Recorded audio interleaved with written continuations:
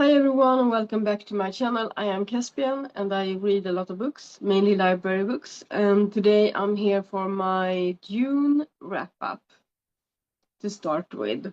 So it's been a long time since June and I just haven't had time to sit down and do this. I think I tried like 3 times.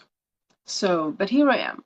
And I'm gonna leave space here for the books I'm talking about. So in June, I read 10 books with an average rating of 4.35 stars, which feels really good. So it was a good month in that way. And yeah, I had one DNF during that month. So I'm gonna start with the DNF. I started reading The Invisible Life of Addie LaRue, and when I look there, I have my computer there with the Goodreads in the background, so that I get everything right. Because since I read library books, I don't have all the books with me, so I put on up that so I'm reminded of who the author is, etc. So yeah, I started reading The Invisible Life of Addie LaRue by V.E. Schwab, or Victoria Schwab, it says as well. So, this is a story about Addie LaRue, and in the book, you follow her for almost 300 years, and you get to know that in the beginning. Like there are two perspectives, two POVs. One is the past and one is the present. And in the past, we find out that she doesn't want to go into living an ordinary life, being married off, etc. So she strikes a deal with some kind of devil figure to live to go on living and to be set free of her chains that she feels she has. She doesn't really comprehend what she's getting herself into. She just wants to get out of the wedding that is the same day.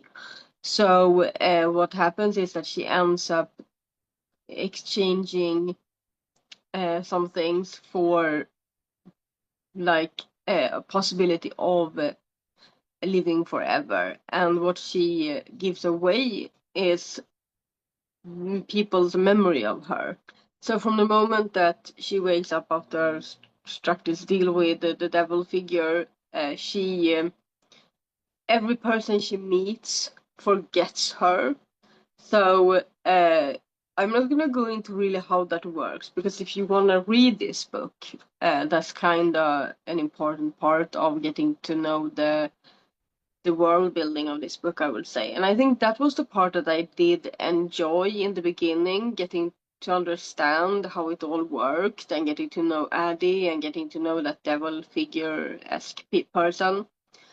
But then it kind of got boring for me. So I DNF'd it at around somewhere between 70 and 100 pages, because for me it just got repetitive. It was like, okay, so it's another day and she wakes up and she meets people who forget her, and yeah, sure, she learns to live with this somewhat, but we also early in the beginning understand that because we get a POV from the future, or like the present day, and I just remember feeling like, okay, so this is the deal for 300 years.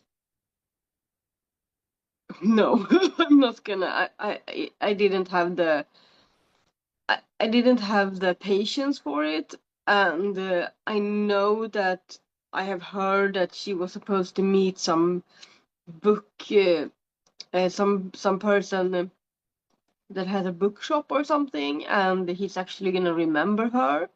But for me, I didn't really. The writing wasn't good enough, in my opinion. I'm not saying that the writing is bad. I'm saying that the writing isn't to my liking.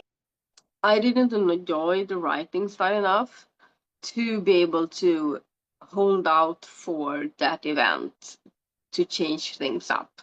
So that's how I felt. I go by the rule that life's too short for books that you don't feel are the best for you. I want to enjoy my reading, and I didn't enjoy Addie LaRue. So yeah, that's kind of it.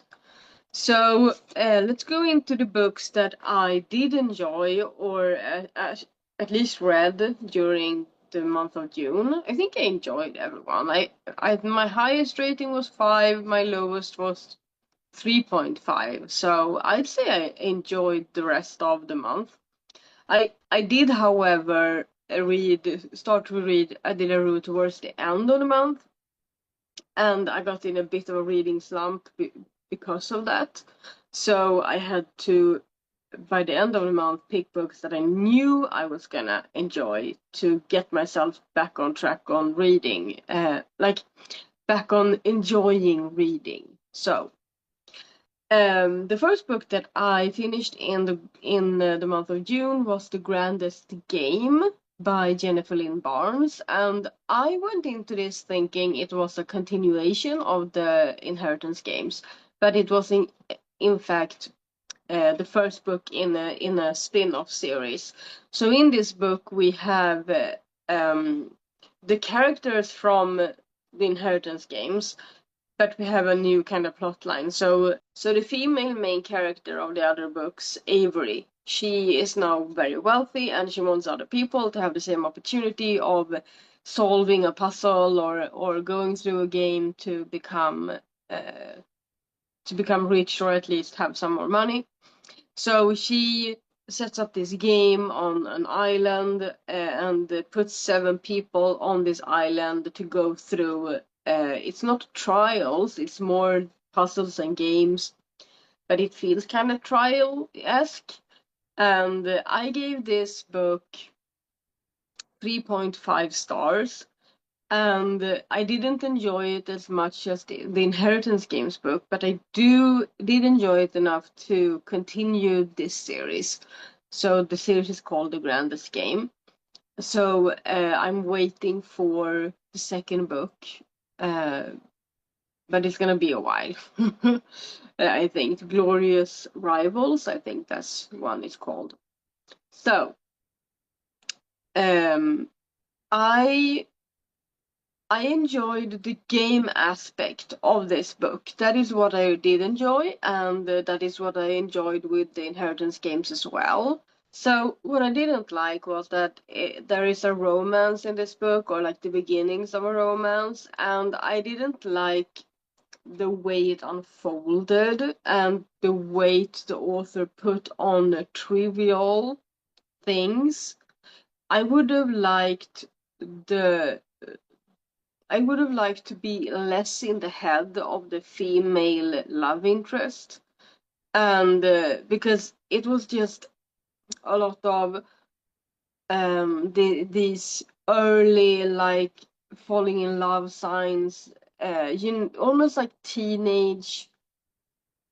almost like a teenager wondering what the person is thinking, and why, if he's looking at her in a special way, and just coming to terms with her own emotions. And it was just too much when it popped up, and in places where I didn't feel it was natural. I was like, could you just get back to the game, please?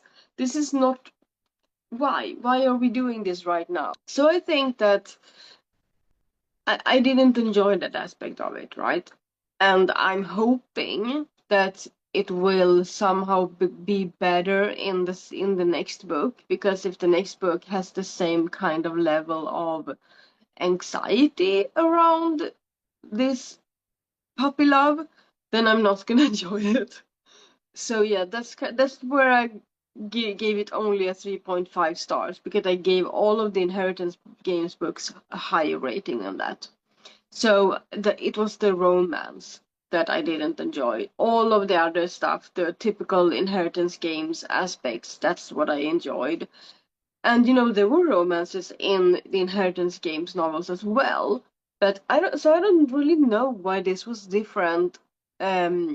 Maybe it's just that I didn't vibe with the female love interest, and we'll see. I think it's gonna carry on into the next book, so we'll see what that looks like when I get there. So I'm recording this in August, and I haven't read it yet. It's gonna take a while. I think I'm gonna get it like around Christmas or something, maybe. So the next book I read and finished in June was Heartless Hunter by Kristen Ciccarelli. It's the first book in the Crimson Moth series. And I think in some countries it's called the Crimson Moth as well. So this one I loved. This one I really loved. So in this book we follow Rune or Rooney or Rune, however you pronounce her name in English. And she is a witch, and in this world, witches are being hunted down, they are being killed off because they have been in power before, and in the new world order, they are being killed off and hunted down. And so we follow Rooney, and she is a witch, but she pretends she's not in the daytime, and then in the nighttime she's the Crimson Moth that saves other witches that have been captured before they are being killed. And then we also follow the male main character. I think his name was Gideon, and he's a witch hunter. So he suspects that Rooney is a witch, but he doesn't know. And then she wants to get him off her trail, so she kind of starts to court him at the same time he decides to court her. To both of them want to figure out what the other person's intentions are, but still uphold this mask of being genuine in their emotions. And then, of course, this is the romance in the story because this is a romantasy. So I gave this book a 5-star review, and what I did enjoy about it was the romance. And the fact that also the romance could have been lifted out of the story. I think that the story is good and the romance is good, and both of them in the same book turned out really well, and I really enjoyed following all of it. But I do enjoy the fact that you could lift out the romance and the book would have still been a good story. It doesn't revolve around the romance, and the romance doesn't take away from the story doesn't take away from the romance. So I think it was really well written, and it captured me. I read it so fast. I just flew through this book, and I have the second book at home right now, and I'm gonna get to it hopefully in August. So the next book I read and finished was Ruthless, Vows. It's the second book in the Letters of Enchantment series, where the first book is Divine Rivals. And this book is I'm not going to talk too much about the plot, but we continue to follow the same main characters as in the first book. And I want to say as much that if the first book is more focused on the romance between these people and the enchantment of the letters and their story unfolding and developing between them, and in the first book I thought that the war and everything with the gods and the pantheon around that was more a backstory to the romance in a way. In Ruthless Vows we get to know more about the war and what happened between the gods, and we get to follow that storyline a little bit more, and I enjoyed that very much. So I think it was a good choice by the author to divide it like that. It would have been too much to have more focus on both in the first book and more focus on both in the second book. I think it was very well done. So I gave this book a 4.5 stars. I really enjoyed it and I really flew through it. And I had gone into the book knowing that people liked it less than the first book, so my expectation wasn't very high, and I think that helped me maybe because I had heard some things about it, and I was like I just want to know how the story goes. I want to follow these people. I want to know what happens next, you know. That was kind of how I went into the book. And I wasn't disappointed. I was really moved and I enjoyed the story very much. So the next book that I read in June was a book that I have here. I'm borrowing it from my dad. It's called Mervanien or Mervania, and I actually talked about this in another video as well. So this is a book by Clas Svensson, and we share the same last name, but we are not related.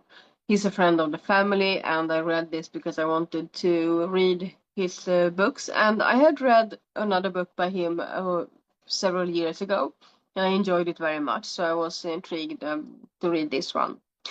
And this is, I would say, middle grade-esque. I would say it's for teenagers, maybe the age 12 to 16 or 17, something like that, depending on the level of maturity with the person.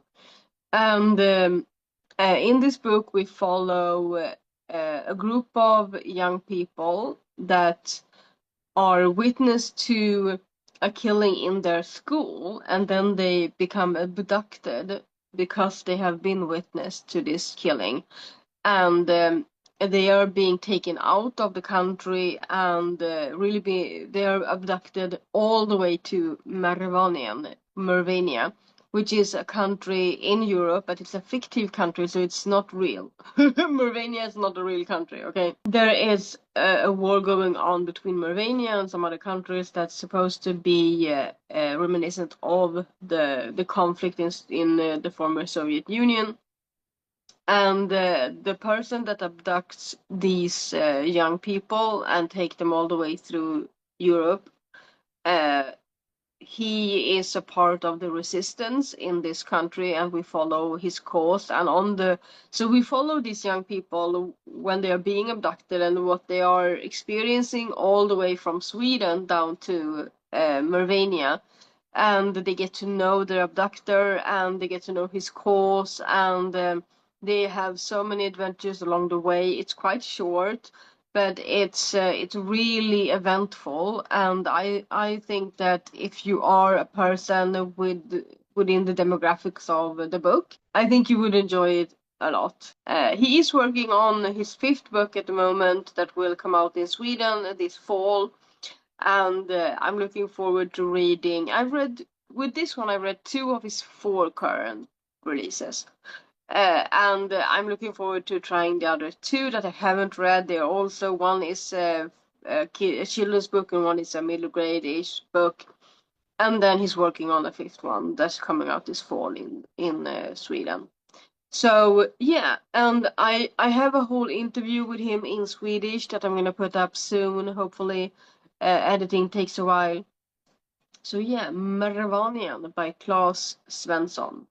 And then the next book that I read in June was this one, Åskgudens son by Arto Paasilinna, or The Thunder God's Son by Arto Paasilinna.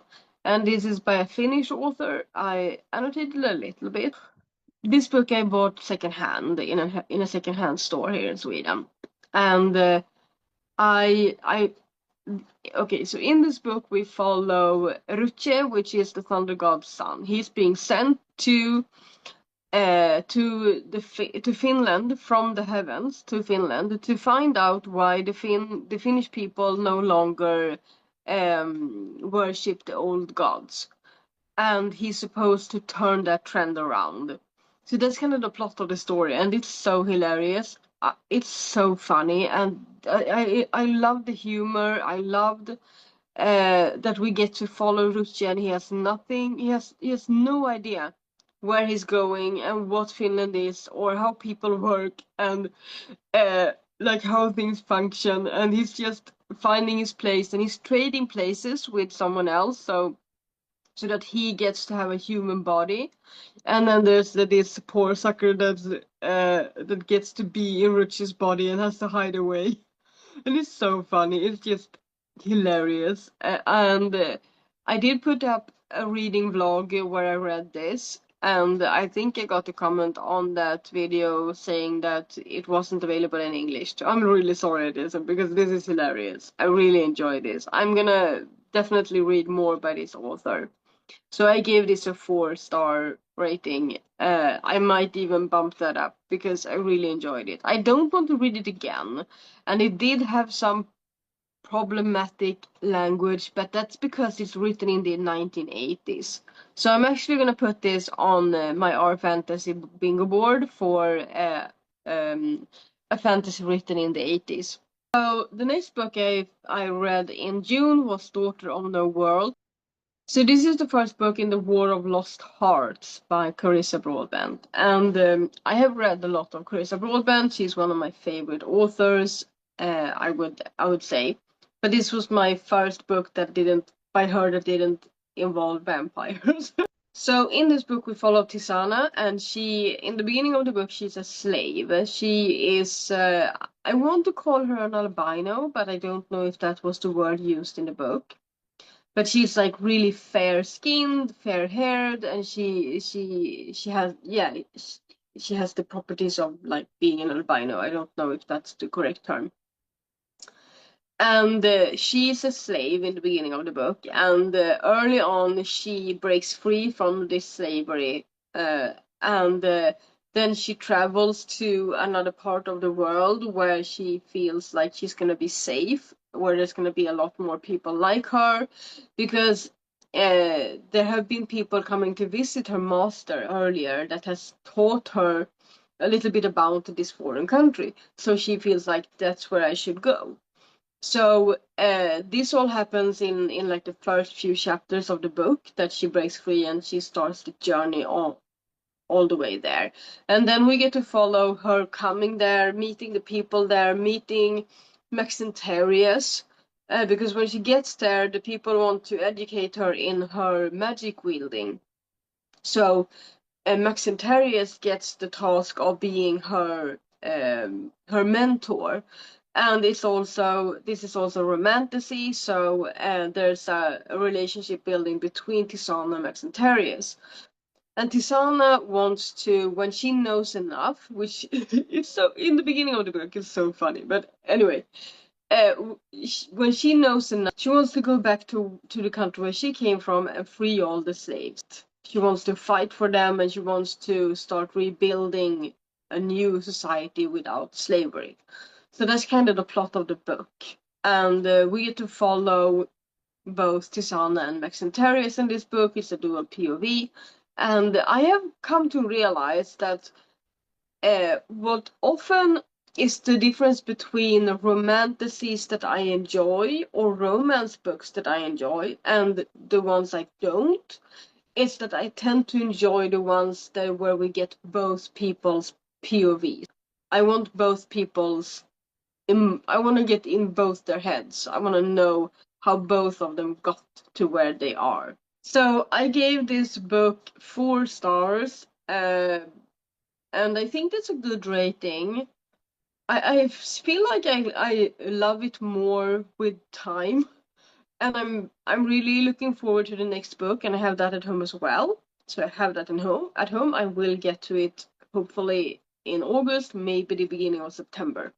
So I think sooner rather than later, because there's a waiting list on it. So yeah, I really enjoyed this, and I enjoyed one of the aspects I enjoyed was the same aspect that I enjoyed in the Heartless Hunter series. That I enjoyed the romance aspect, which was very slow burn in this one, and it could be lifted out of the story and not affect the story at all. They could have just simply had a mentor-mentee friendship kind of relationship, and that would have been fine. But the story is definitely enhanced by their bond that they create between each other, and I look forward to seeing that develop even more. And in this book, I feel like it enhanced the story, because sometimes romances can take away from the story, and that's when I really don't like it. I want it to be like 50-50 at least. I don't want the romance to overshadow the story in a fantasy. So Yeah, that's Daughter of No World. So the next book I read in June was a book in Swedish that I read from my own TBR, but it's not by a Swedish author though. Skogen, stjärnorna slocknar by Kristin Harmel. And this, I think it's called, yeah, The Forest of Vanishing Stars. And I've talked about this in another video as well. I think it was in a reading update. In this book, we follow Yona, and Yona is a young woman that she's been abducted from her home when she was about 2 years old in Berlin. Just, I would say, 20 years before the Second World War. And she's being raised by this elderly woman with some kind of psychic, like intuition, strong intuition, psychic powers, and she raises Jonah to live in the wild, to know everything she needs. She can teach her about living off the land, living in like these underground homes that they build out of dirt and the trees and the stones. So she's really living in the wild. And then when Jonah is about 20 years old, this woman passes away. And in the same time, around the same time, there are people coming into the forest, and they are fleeing the Nazis and the Second World War. And they are Jews, and in this book we follow Jonah's journey, I would say, with getting to know new people, because she's been with only this elderly woman for 20 years, so she can't really handle people, but she really wants to help them. She wants to do her best at helping them live off the land when they are in refuge. And she helps the Jews in these woods. And at the same time, she has no idea if she is a Jew, what was she born as. She just knows she's from Germany, from Berlin. That's all she knows. So she struggles with the feeling like a part of the community that she builds in these woods, because they don't really feel like she's one of them. So we follow her internal as well as external struggle with meeting these new people and trying to help them with the best of her abilities, which are very great abilities of living off the land and surviving in the wild. And I gave this a 5-star, and I loved it. I loved it. It did remind me why I don't like historical novels with a war element in it, because it just rips your heart right out of your chest, you know. I just felt like uh, every time something happened to one of the people in the because it was a war going on around them. Every time something happened, my heart was ripped out of my chest once again. And yeah, I can't really take that much tears. I just can't take that much heartache. But I loved it. I gave it a 5-star, but I will never read it again. That's for sure. But I will, however, recommend it to everyone who loves historical novels and doesn't mind a war element to it, because we didn't see much of the war. It was more of how the war affects the people. So the next book I read in June, there are 3 more on this list, the next book I finished was a book that I read for several months, and it was The Four Insights. I've talked about this in another video as well. It was my book club pick for April, May, and June. So I read it for 3 months, annotated it, held a live on my other channel talking about this. So this is, I would say this is a self-development book within shamanism, with a lot of information about the Peruvian shamanic practices, and also a lot of exercises. So I have another channel where I talk a lot about shamanism and animism and witchcraft. And I have taken courses with Alberto Villoldo and the Four Winds, and I have recently heard from one of you that he isn't very popular in the US, where he is based. because he's in it for the money more now than in the beginning. And I think I understand those points of view. So in this book, we get to know a lot about the four insights. So it says on the back, in this book, you will find the ancient wisdom that has been kept secret by a society of earth protectors. I think the word is earth keepers, right? That is medicine men and women from the American continents. The four insights tells us that creation, all of the creation, people, whales, even stars, is created from light that is manifested through the power of intention. The Earth Keepers use these insights to heal disease, to help emotional suffering, and even create new bodies that ages and heal in a different way. And then there's some stuff about the different insights. So I think that if you are interested in this kind of shamanism, this is a really good place to start. I gave it a 4-star because there were some things that I know that didn't resonate with me. Because I'm a Nordic shamanic practitioner, and there were some things that just didn't vibe with me. But most of the stuff in this book was okay with me, and there are some exercises that I really enjoyed that really helped my personal development, and I annotated it a lot. And I enjoyed reading it with other people, discussing it on Fable, and discussing it in the live that I held on my other channel. And I have more books by him that are on my shelves that I've had for years that I want to get to and get through. So yeah, I will finish this in June.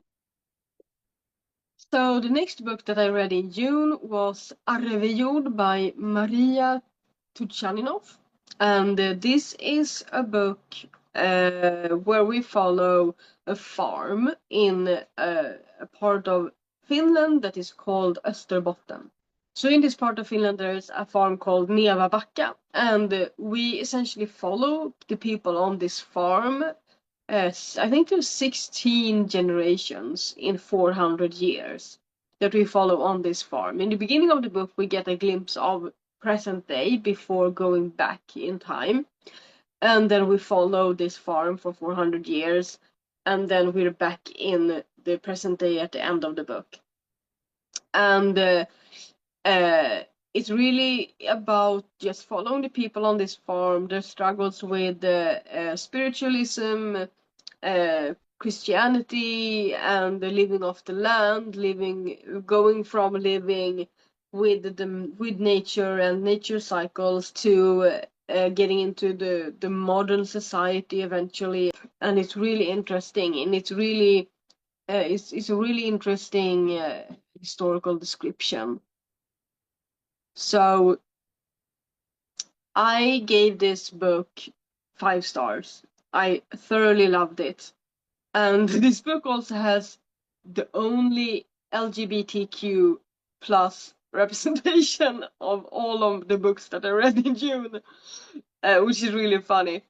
There are a lot of incidences in this book where women find love, find solace, find companionship with other women, and in a way it's like a part of the norm. I think it's a part of the side of history that we didn't really understand women's sexuality for a long time. Women weren't allowed to be sexual beings, so they weren't looked at as sexual beings outside of the like wedding bed with their man. So they could form relationships with other women in different capacities and different levels, and it wasn't really even looked at as more as their friends or roommates and that kind of stuff. And in this book there are a few incidences with these tight relationships that is clearly more than roommates, more than friends, but it's not really it's not expressed in those words. You just follow the emotions that they go through and the relationships that develop. So we follow all of the people on this farm and their relationships over a period of 400 years, and also when they how they live, how they die, how they lose children, how they get sick, how they everything. So I cried and I cried and I cried and I cried and I cried and I cried. Just as with the Forest of Vanishing Stars, this is a book that I don't feel like I will read again, but I loved it and it just ripped my heart out over and over and over again. So yeah, I do recommend it if you are interested in these kinds of historical descriptions like this. It's a novel, but yeah, I really recommend it. I don't think this is available in English though. So the last book that I read in June, I read after I had DNF'd Addie LaRue, and I just wanted to pick something up that I knew I was gonna love. And that is Bridgerton, the fifth book in the Bridgerton series. So if you're unfamiliar with the Bridgerton series, it's a series of 8 books where we follow 8 different the 8 different siblings in the Bridgerton families and how they find love. So these are historical romances, all of them, I think. This is the 5th book, and we follow Eloise and her love interest Philip in this book. And I don't think I want to tell you more about that, except maybe that she's like an old spinster in this book, and in the 4th book, the book before this, her best friend is married, and so she thought that they were gonna be old spinsters together, and she felt it was fine to not be in a relationship, to be standing on her own 2 legs and being independent when she had her friend. And then when her friend gets married, she doesn't really know where she is or what she wants. And then by coincidence, uh, she's a letter writer. She writes letters to everyone that she feels could use a letter at that time. And she finds out that there's a distant cousin of hers that passes away and leaves a husband behind. And so she writes a letter of condolences to this person, Sir Philip. And from there on, that sparks a letter exchange between these two until they finally meet in real life, and that's where everything just breaks loose. And it's a really amazing, funny, interesting, and adoring story. I really enjoyed this, so I gave this book a 5-star, and I think I've given most of the books in this series a 5-star. I know I did with the 4th book. So this is one that I knew I was gonna like, and I annotate these books. So as you know, if you followed me for a while, I rarely buy books if I don't buy them secondhand. This book is actually a new book. I had the opportunity last year, about a year ago, to buy all of the 8 books.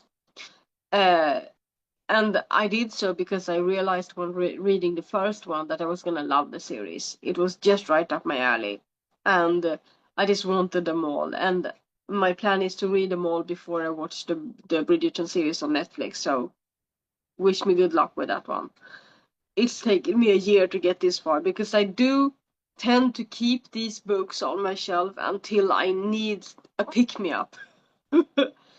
And I annotate with matching the tabs with the color of the cover of the book, and also matching the highlights using a very thin, light pen, midliner, I think it's called, or mild liner, I think.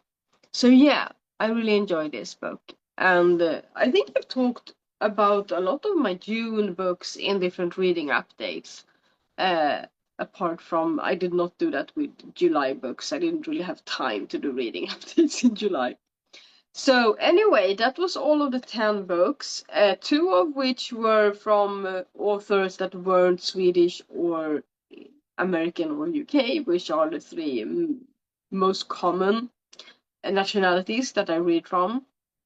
So 2 of those were Finnish, and that's good.